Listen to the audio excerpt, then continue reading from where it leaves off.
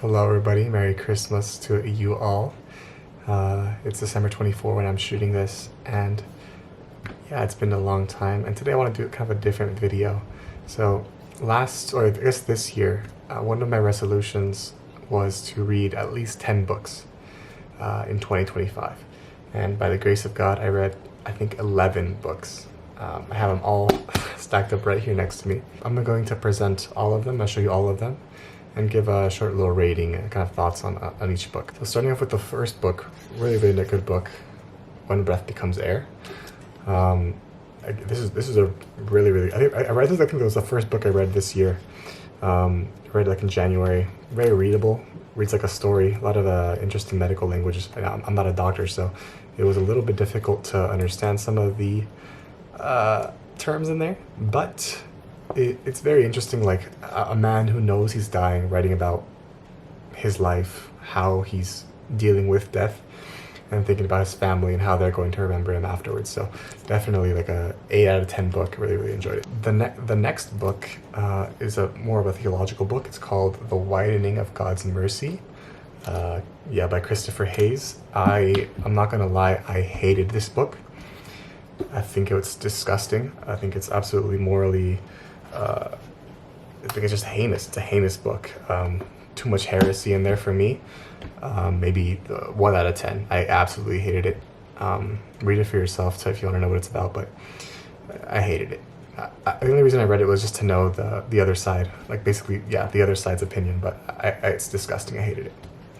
Another note, there's a cat right outside my window. Look. It's on manual. There we go. There's a cat right there. Anyway, different note. Choryokjo, or I think in English would be The Pilgrim's Progress, by John Bunyan.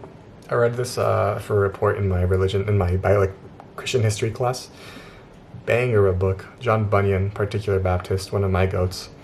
And yeah, it's just a really good book. I read it in Korean too, so it was a little bit difficult, but great book, highly recommend. I'll give it an 8 out of 10 as well. Now, completely different genre. Athenais, Introduction to Ancient Greek. I read this for my Greek class this year, and yeah, it's just a Greek book. I don't know if some of y'all won't think this counts. I read it in Greek, so it has, as you can see, like a lot of Greek. It's just like a workbook.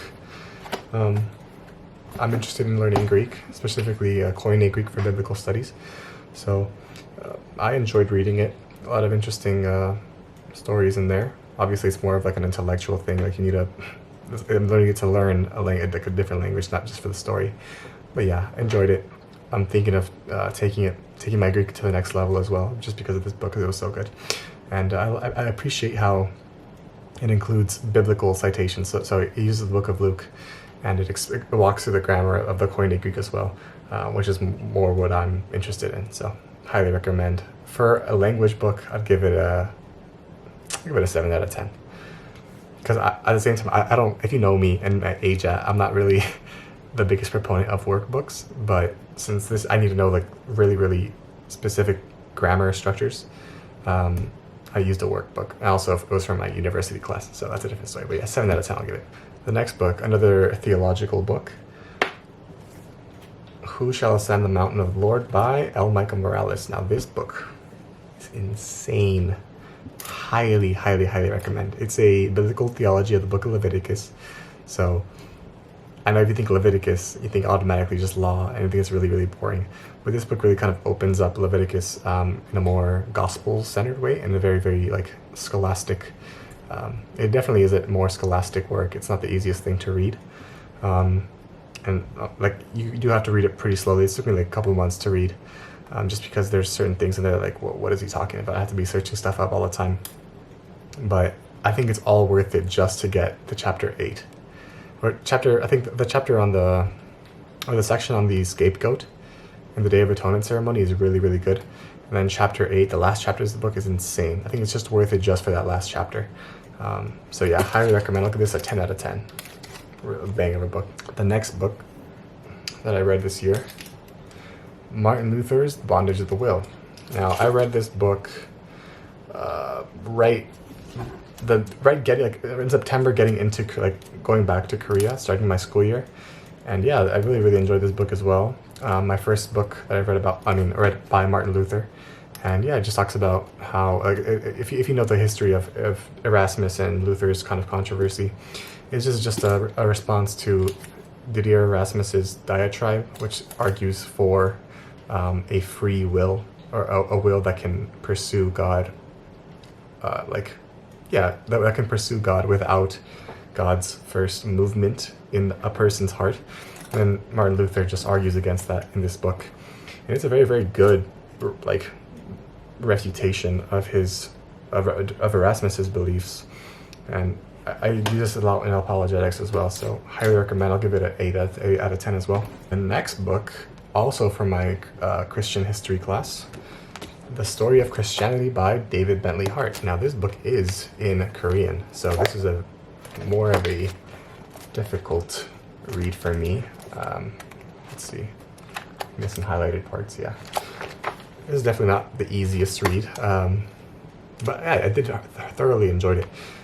Now, David Bentley Hart, if you know who he is, I would say he's barely a Christian. I hesitate to call him a Christian, but this book is a really good book on Christian history.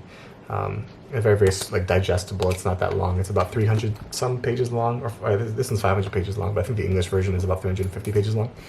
And yeah, it's very good. Like if you want to just like a basic understanding of church history. Touches on a lot of different subjects, but I think it was generally a pretty good book. I'll give it an 8 out of 10 as well. The next book, a very small one, Free Will by Sam Harris. Now this is, I hesitated putting this in here because it's like a pamphlet. It's like 60 pages, and I actually agree with a lot that he says in here. If I was an atheist, I'd be a determinist, but I'm not an atheist by the grace of God. I'll give this like a 6 out of 10, low key, but yeah, it's pretty good. I mean, I had no qualms about it. Now this next one is a thick book. Yes, sir. This is Reformed Systematic Theology, Volume 1. This is God and Revelation. Revelation meaning what is revealed by, like God's revealing of himself. Probably one of the thickest books I've ever read in my life, about 1,100 pages. You can see all of those tabs in there. Really good. I'm reading the second volume right now. It's a total of 4 volumes, and yeah, it was a really good book. I learned a lot. I definitely have to read it again because there's so much information that I listened to, like I read one time and then it just like kind of got jumbled up, specifically on the doctrine of God, like theology proper we call it, like divine simplicity and like impassibility, stuff like that. Very good book. I would give it actually like a 9 out of 10.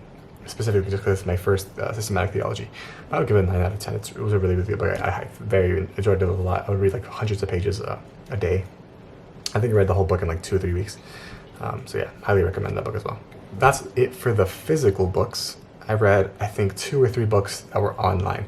So I'll start with the most boring one that I read. It was Oxford Latin Course, Book 1. I'll put it on the screen right there.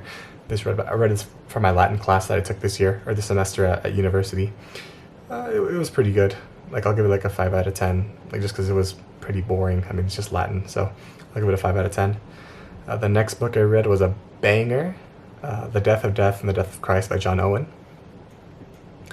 Now this book is basically just an apologetic for limited atonement, or what we call definite atonement in Reformed theology. And I actually enjoyed it a lot. There were some chapters that were a little bit difficult to get through. Just because like John Owen's writing style is just like that, but I was completely surprised of like the amount, like the level of understanding that John Owen had or has of the Bible and of certain topics, where he just describes it so precisely. I thought I was super impressed by that, and I think it was a very good read for me. I'll give it like a 9 out of 10. I really enjoyed it. I highly recommend reading. And lastly, kind of a more polemical one as well, Steve Daly's Psychobiography of Ellen G. White. This is a really good book. I think I read the whole book in like 3 days, and it's like 200 and some pages. I think I'll put it on the screen, but I forget how long it is, but I read the whole thing in like 2-3 days. I would read like 100 pages a day just because it was so readable. I love Steve Daly's writing style. And this specific topic interested me a lot, and I agree with pretty much all of the conclusions that he came to in that book. And it's crazy how people still think she's a prophet. But yeah, I think it was a really, really good book. If you're an Adventist, I would highly recommend reading it with an open mind. But it was really, really good. And in the future, I also plan on reading some more of Steve Daly's books, especially like on Adventist history. So those are all the books that I read this year. I think 11 in total. And in the next video, I'll present the books that I'm planning on reading in this coming year, 2026. So thank y'all for watching. I'll put the links to the books in the description if you're interested in reading them. And yeah, so thank you for watching.